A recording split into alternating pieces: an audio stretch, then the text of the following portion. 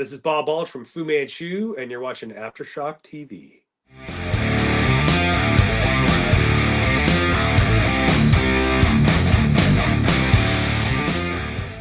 All right, so let's go ahead. We're gonna get into our last discussion of today.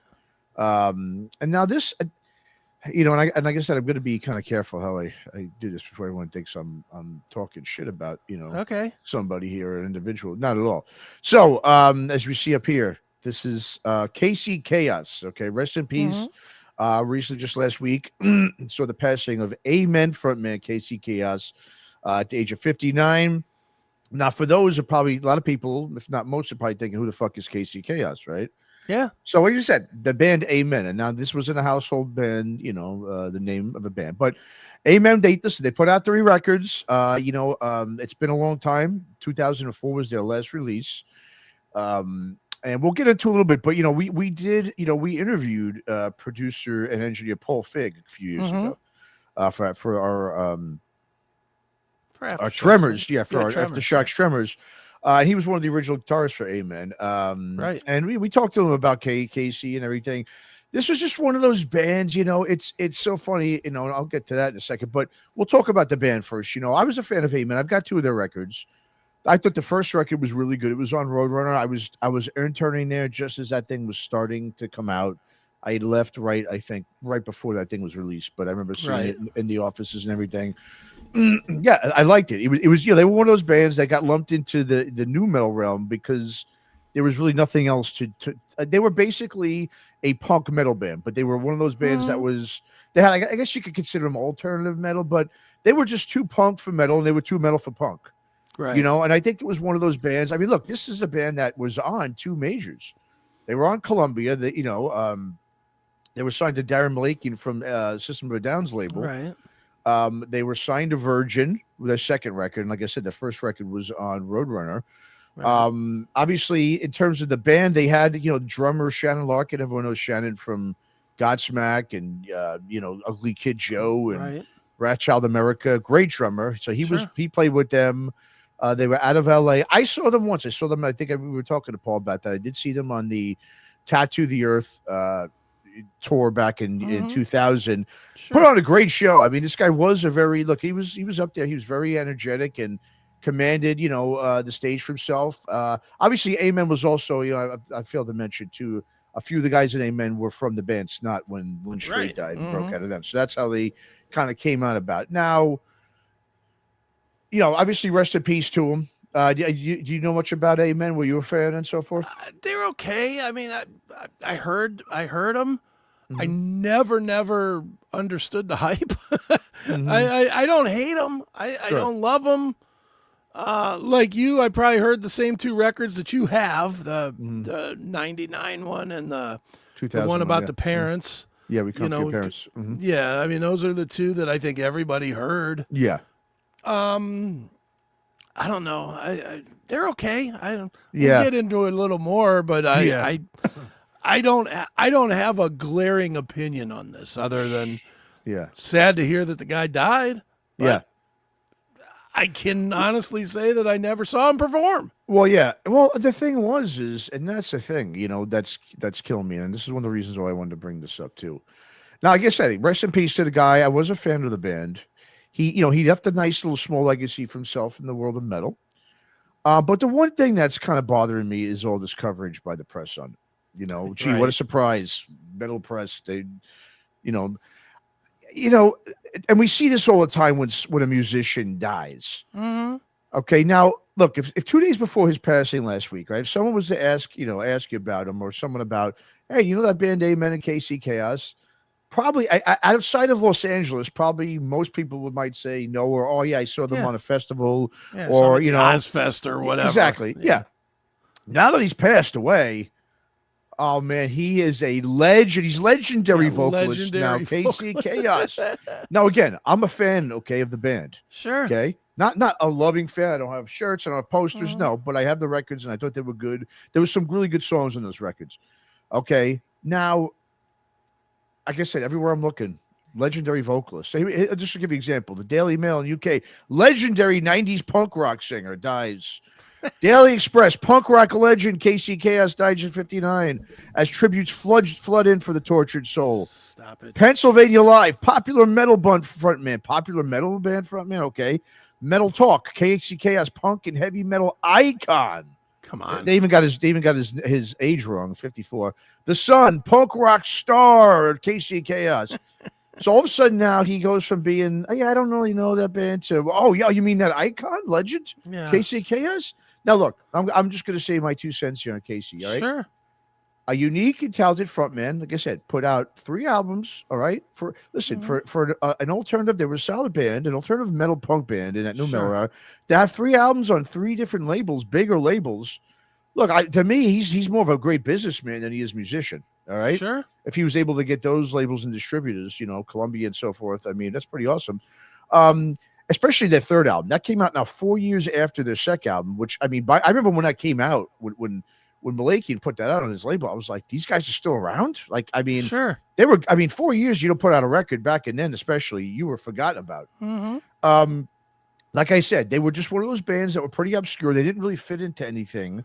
Therefore, it was difficult for the labels to market. Like, I know he was very up there, kind of doing the old school punk thing. He would cut himself sometimes and do all that thing, right? Mm-hmm.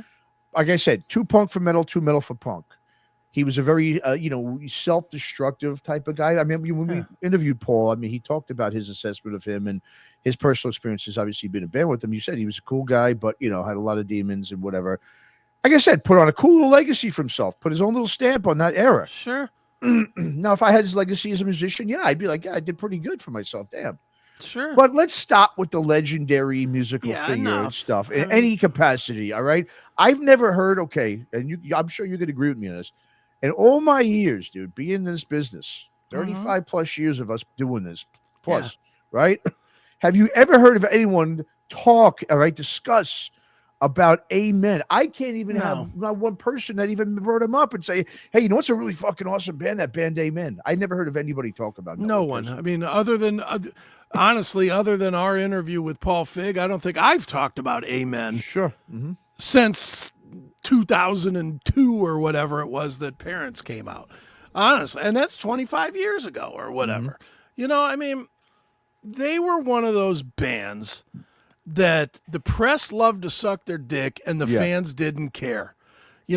Reminds me so much of those hipster bands from New York from the 70s and 80s, the Lou Reeds, the Elvis Costellos, Velvet Underground, New York Dolls, avant-garde stuff. Bands that the critics can't say enough about. And I looked it up, and the accolades, like, let's go to the album We Have Come for Your Parents, which I think is their most heralded record. The Waiting 18, I think, is like their biggest. It's a good song. I'm sure it is.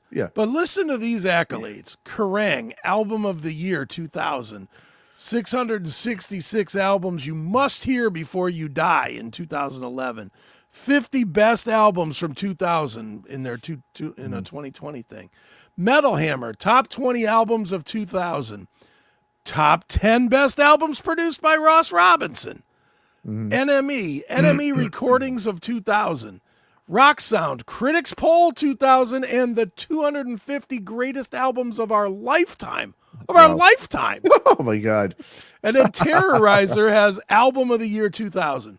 Now, these are incredible accolades. And I'm going to be honest, any other band, I don't care if it's Billie Eilish.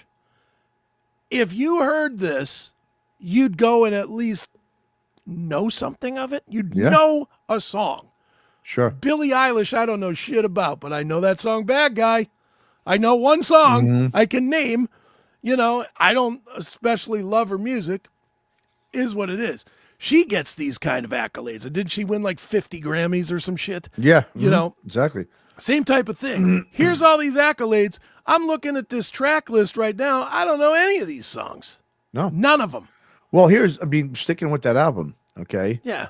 Now, with all the press, it seems like the UK press really liked these guys. Sure. Obviously, just from going through all these things. But still, it only reached number 77 on the charts, okay? Yeah. Here in the States, that album, Become For Your Parents, it sold a whopping less than 16,000 copies. Yeah. So no one cared. No one cared. Except the rock journalists. Yeah, exactly. And quite honestly, the fans weren't buying it. They weren't. And again, this is why the journalists, look, I mean, that's why rock critics are not always right in many things. Well, that's it. But I just want to be real clear before you go on with your point. Selling 15,000 records in 2002, huge difference compared to today. Yeah, that's a failure then. Yeah, with major label backing. Yeah. I mean, no. Here's the thing too. This could be one of those bands that probably did themselves a disservice being on major labels. They weren't that type of band. They could have been but at the same time, there really was no place to put them. If you listen to their music, you couldn't. Like I said, they were too heavy for new metal. Yet they were like I said, a little too punk for metal and too metal for punk. So they had this sort of no man's land. They were in that obscure area where they didn't really fit into anything. But listen, this wasn't a band that toured a whole lot. I remember when I remember, hearing all the accolades about Amen. Okay. And like I said, I saw them live and they were really good. I mean, they definitely commanded the stage. They were fucking pretty awesome. I mean, I will say, but did it make me go out and become this mega fan even afterwards? No, because as much as I did like some of the songs, listen, I mean, Casey Chaos is, I almost said Casey Kasem. Jesus, it's too close to it. If you listen to his voice, look, everything was done the same. It was very punk oriented, and it wasn't. He didn't have like a unique voice where he was going in. He was he was more of a shocky artist, but he wasn't shocky enough. And so again, like I said, I'm not begging on the guy, but my thing was, I remember always hearing about him. He had like this house in Hollywood. Okay, he was known to have a house, and I think this is one of those guys that, was able to move to Hollywood.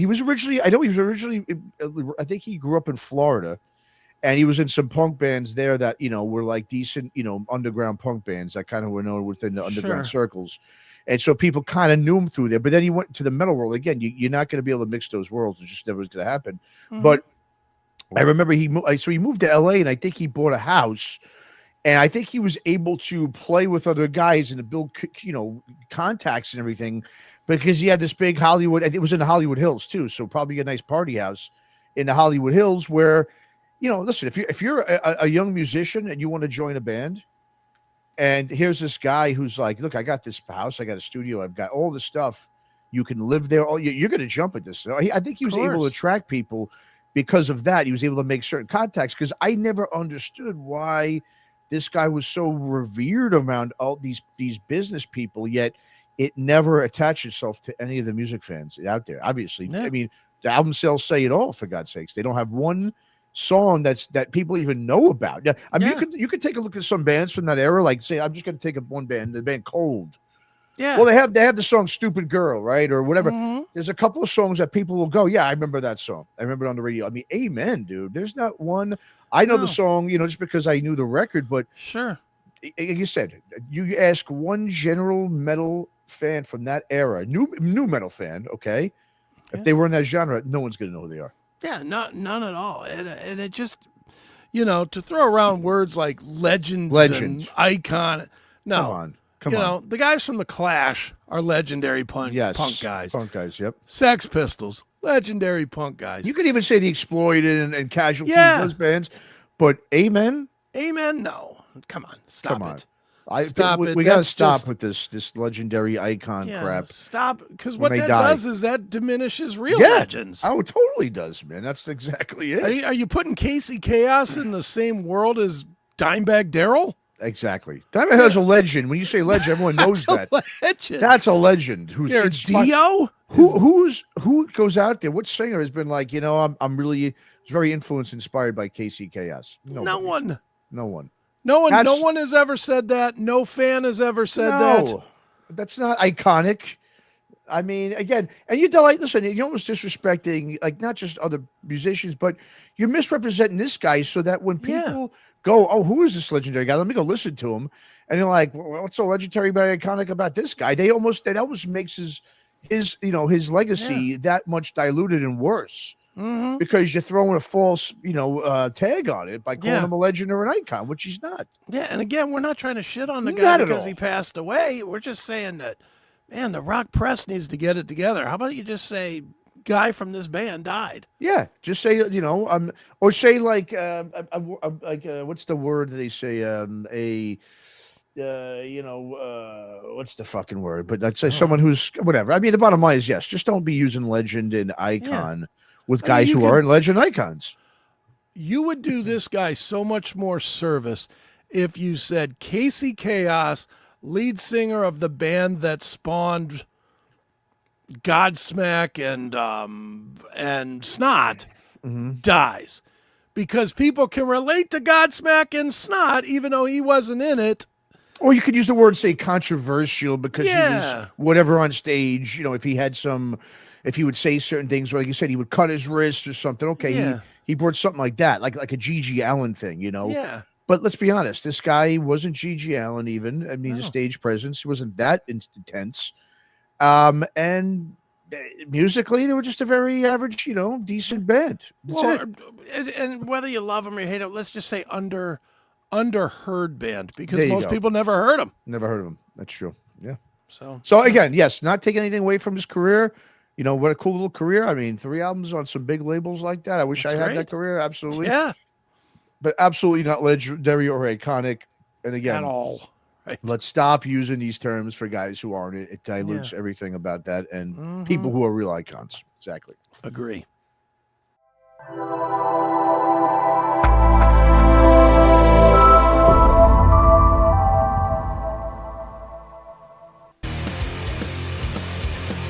I had an interest in music always. It's always kind of been around me some way, shape, or form. 5 minutes sitting on a drum set, man, change your life. This is the same black guitar that Marty McFly plays in Back to the Future. I love the feeling I get in front of the freaking full stack here, just the vibration or something to it.